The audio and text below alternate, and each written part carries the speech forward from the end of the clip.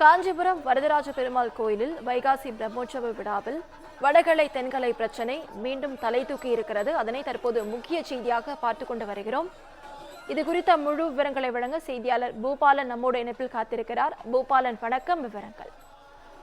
கண்டிப்பாக நவீனா, கோவில் நகரம் என அழைக்கக்கூடிய காஞ்சிபுரம் மாநகரில் அத்திவர்தர் வீற்றிருக்கும் வரதராஜ பெருமாள் கோவிலில் வைகாசி மாத பிரம்மோற்சவமானது நேற்று கொடியேற்றத்துடன் கோலாகலமாக துவங்கியது.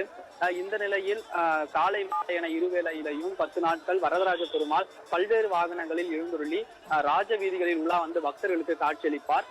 இந்த நிலையில் இன்று 2ஆம் நாள் காலையில் அன்ன வாகனத்தில் பெருமாள் எழுந்தருளி ராஜவீதிகளை சுற்றி வரும்பொழுது கங்கை கொண்டான் மண்டபம் அருகே மண்டகப்படியானது கண்டருளினார்.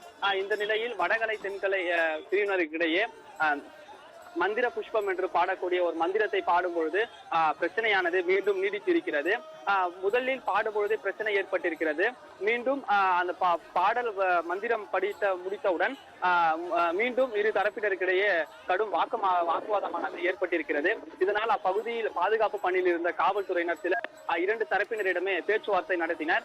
இந்த நிலையில் பேச்சுவார்த்தை பிறகு 2 பிரிவினரும் கலைந்து சென்றாலும் கூட சாமி தரிசனம் செய்ய வந்தக்கூடிய பக்தர்களுக்கு இடையே ஒரு முக சுழைப்பையானது ஏற்படுத்தியிருக்கிறது.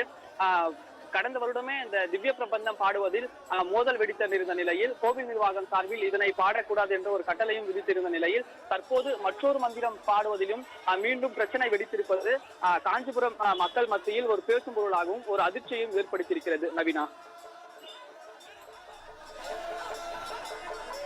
முழு விவரங்களுக்கு நன்றி பூபாலன்.